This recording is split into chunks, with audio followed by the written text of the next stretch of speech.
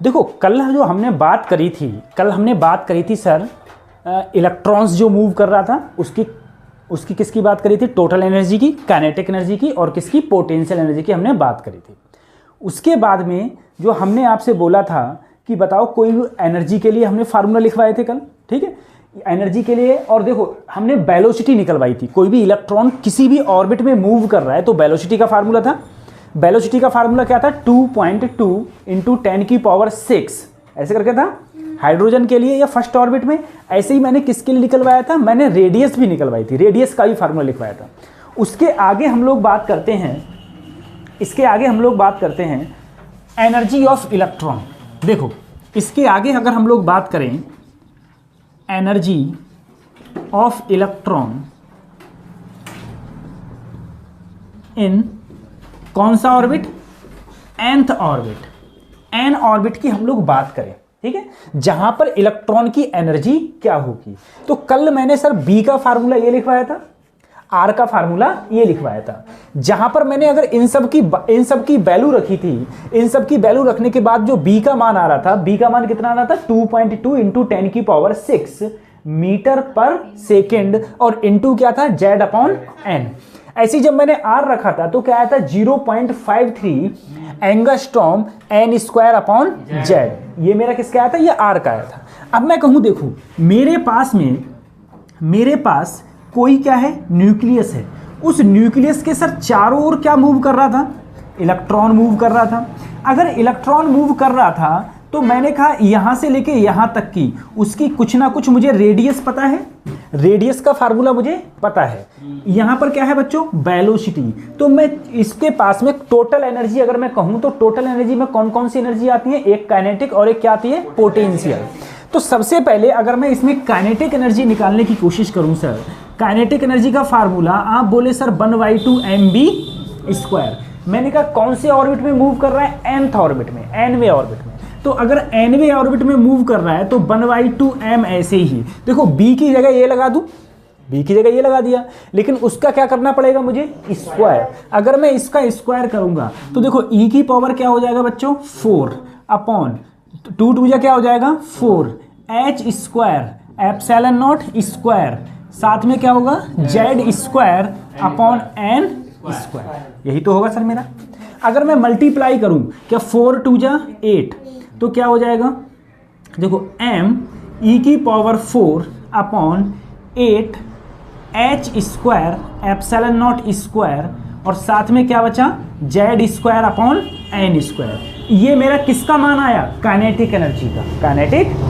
क्या ये formula sir मुझे याद करना पड़ेगा? नहीं, कतई याद नहीं करना है, ठीक है। जो बाद में बताएंगे सिर्फ वो याद करना है। अगर मैं काइनेटिक एनर्जी निकाल लिया, अब मैं इस इलेक्ट्रॉन की क्या निकालूं? Potential energy. तुम्हें पोटेंशियल एनर्जी का फार्मूला पता होगा, क्या होता है? 1/4πε0। 1/4πε0। सर यहाँ पर अगर मैं यहाँ पर मैं बात करूँ चार्ज की, क्योंकि फार्मूला होता था 1/4πε0 Q1 Q2/r, ठीक है। इलेक्ट्रॉन का एक इलेक्ट्रॉन है, एक इलेक्ट्रॉन के पास चार्ज सिर्फ क्या होगा? -e। क्या होगा? -e। यही तो होगा सर। अगर मुझे यहाँ पता नहीं है तो यहाँ पर कितना होगा चार्ज? Ze। कितना होगा? Ze। तो Ze/ साथ में क्या आ गया सर? R आ गया, ठीक है। अगर मैं यहाँ पर देखो ये हो जाएगा माइनस का Ze²/4πε0, ठीक है। R का मान रखूँ, R का मान देखो क्या था? ये था R का मान। R का मान रखो देखो h² ε0 n²/πm e² into Z। ये आया सर। जब ये ऊपर जाएगा, जब ये कहाँ जाएगा?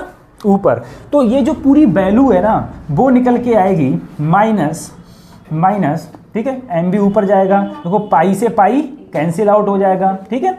तो पूरी वैल्यू निकल के आएगी m e⁴ Z² /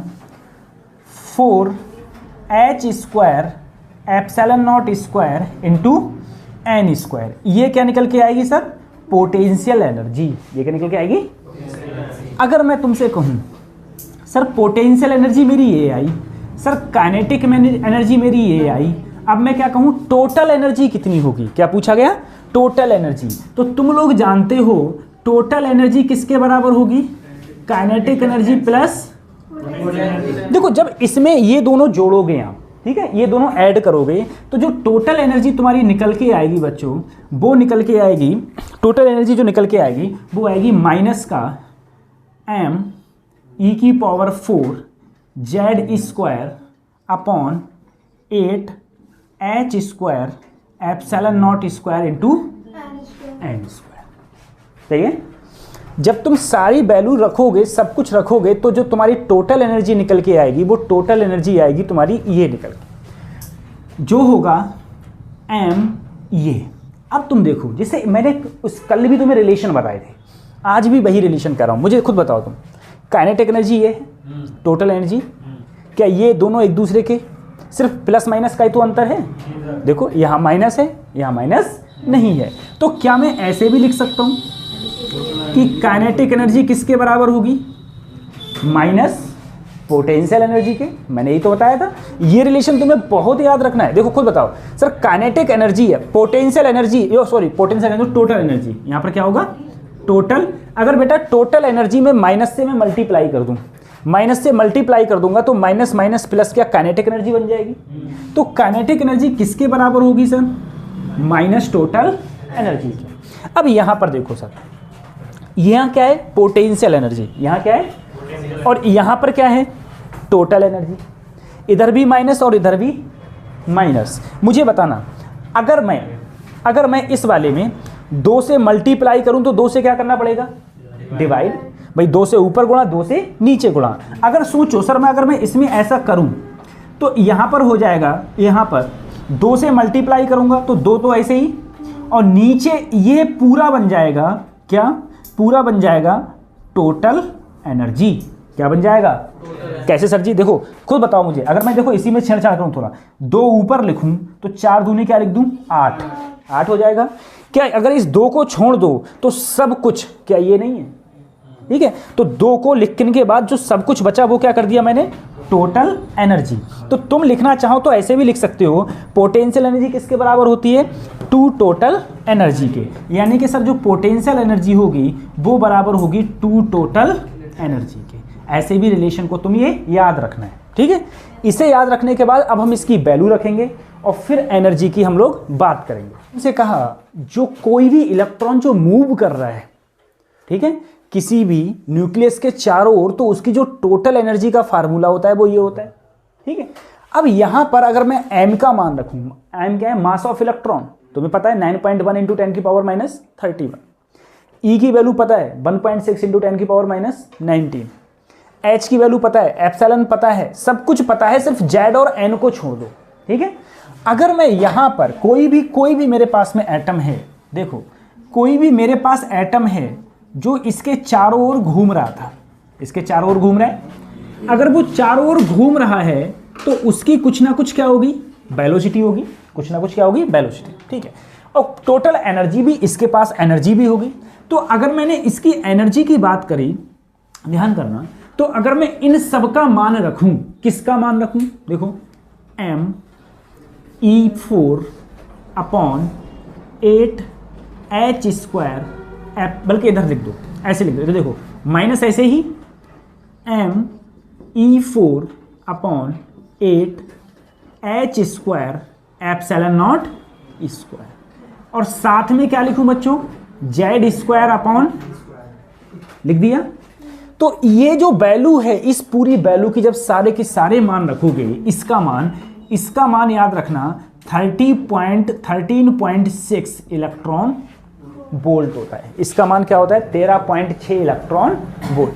अगर मैं यहां पर इसका मान रखूं, ठीक है, तो जो मान आएगा 13.6 Z² upon N² electron volt, यही तो आएगा मेरे पास में। एनर्जी क्या आएगी, 13.6 Z² N² इलेक्ट्रॉन वोल्ट, ठीक है, ये याद रखना। और सर जी ये जो वैल्यू होती है 13.6, ये RHC की वैल्यू भी होती है, ठीक है। R क्या होता है, रिडबर्ग कांस्टेंट, ठीक है, रिडबर्ग कांस्टेंट।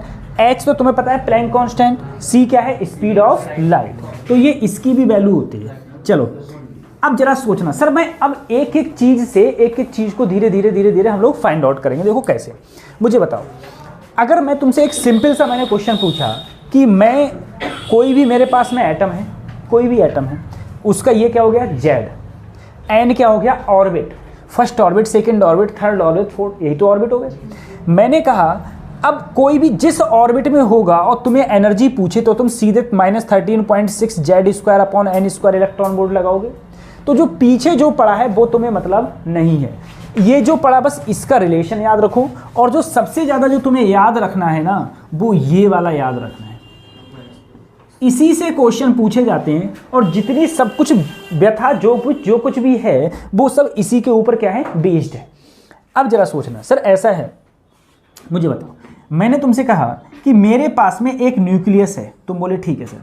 मैंने कहा ये मेरे पास में एक ऑर्बिट है, ये मेरे पास में दूसरा ऑर्बिट है, ठीक है, एक मेरे पास में कौन सा ऑर्बिट है, तीसरा ऑर्बिट है, ठीक है, यही तो ऑर्बिट है मेरे पास में। ये न्यूक्लियस है, ये फर्स्ट n बराबर 1, n बराबर 2, n बराबर 3, ये मेरे पास ऑर्बिट है। मैं अगर बेटा इसमें हाइड्रोजन के लिए कहूँ, ये है क्या, मैंने कहा ये क्या है बेटा हाइड्रोजन, ये क्या है हाइड्रोजन। तुम्हें पता है हाइड्रोजन के लिए जेड का मान क्या होता है, 1 होता है। हाइड्रोजन के लिए जेड का मान क्या होता है 1। अगर तुम सर कहोगे, सर तुम बोले सर ये हाइड्रोजन नहीं है, अगर हाइड्रोजन है तो जेड की जगह क्या रखोगे 1 रखोगे, और मान लो अगर ये हाइड्रोजन ना हो के कुछ और हो तो जेड ही रहने देना, तो क्या रहने देंगे हम लोग जेड। अब जरा सोचो सर, मेरे पास में एक इलेक्ट्रॉन बेचारा यहाँ था, एक इलेक्ट्रॉन यहाँ है, अब वो इलेक्ट्रॉन यहाँ से यहाँ आया, ऐसे आया इलेक्ट्रॉन, ठीक है, इलेक्ट्रॉन पहले यहाँ था, अब यहाँ से कहाँ आया यहाँ। इस वाले को मैंने बेटा माना n1 और इसको क्या माना, मैंने माना ये n1 स्टेट है, ये कौन सा है n2, ये n1 ऑर्बिट है, ये कौन सा है n2। सर यहाँ से देखो, अगर ऊपर से नीचे आएगा, ऊपर क्या होता है एनर्जी ज़्यादा होता है, नीचे एनर्जी क्या होता है कम होता है, नीचे एनर्जी कम। तो ज़्यादा से जब कम में आएगा तो कुछ ना कुछ एनर्जी रिलीज करेगा, एनर्जी क्या करेगा रिलीज। सर कितनी एनर्जी रिलीज करेगा, तो मैंने कहा एनर्जी जितनी उसके पास में 2 में थी, किस में थी 2 में, 2 से कहाँ आ गया 1 में, तो 1 में आ गई। जितनी एनर्जी अब देखो मैंने कहा यहाँ पर तुम्हारे पास 100 रुपए थे, यहाँ पर आके 30 रह गए, तो कितने खत्म कर दिए, और जितने खत्म किए वो किसके रूप में निकले, फोटॉन्स के रूप में, किसके रूप में फोटॉन्स के रूप में, ठीक है। तो ये फिर जो एनर्जी निकली वही क्या होगा कहलाएगी बेटा hc अपॉन लैम्डा, या फिर h, यही तो एनर्जी यहाँ से निकली, देखो यहाँ से यही तो एनर्जी निकली। अब तुम बोले सर जी अगर मैं सेकंड ऑर्बिट में हूँ, यहाँ पर हूँ, तो मेरी एनर्जी क्या होगी, तो तुम बोले -13.6, साथ में जेड स्क्वायर अपॉन बोलो n2 स्क्वायर, n2 पहले तो 2 में हूँ, अब 2 से मैं किस में आया सर 1 में, तो फिर क्या करोगे sir -13.6 Z square upon n1 square, यही तो आएगा। और साथ में तुम क्या ले आए सर hc अपॉन लैम्डा या फिर h, यही तो आए, ठीक है, या hc अपॉन लैम्डा कर दो या फिर क्या कर दो h न्यू कर दो। अगर तुम इन दोनों में देखो माइनस माइनस क्या हो गया प्लस, माइनस माइनस प्लस, तो अगर तुमने 13.6 जेड स्क्वायर कॉमन लिया, ठीक है, तो प्लस वाला पहले लिख लो, यानी कि 1 अपॉन n1 स्क्वायर, और ये बाद में रखोगे तो ये तो माइनस का है 1 upon n2 square equal to, चाहे h न्यू लिख दो चाहे hc अपॉन, कोई दिक्कत वाली बात नहीं, ठीक है, ये हो गया, ठीक है सर जी। अब मैंने तुमसे कहा ये बेटा एनर्जी किसमें, इलेक्ट्रॉन वोल्ट में, ध्यान रखना ये सब, ये एनर्जी किसमें है इलेक्ट्रॉन वोल्ट में। अगर ये एनर्जी इलेक्ट्रॉन वोल्ट में है, अब जरा इसी को देखो, यहीं पर बता रहा हूँ आप लोगों को। देखो अगर सर मैं HC को नीचे ले आऊँ, कोई दिक्कत वाली बात नहीं, अगर HC को मैं नीचे लाऊंगा तो ये कितना हो जाएगा 13.6 इलेक्ट्रॉन वोल्ट अपॉन, ये हो जाएगा SC कहाँ गई नीचे, साथ में क्या है बच्चों जेड स्क्वायर, ब्रैकेट में n1 स्क्वायर माइनस बराबर 1 अपॉन लैम्डा, ठीक है। अभी मैंने लिखवाया था RH क्या होता है 13.6 इलेक्ट्रॉन वोल्ट। तो 13.6 की जगह अगर मैं लिखना चाहूं तो क्या लिख सकता हूं RH साथ में क्या है Z square 1/N1 square N2 square. बताओ HC से तो बेटा 1/लैम्डा का फार्मूला क्या आएगा R Z square 1/N1 square 1/।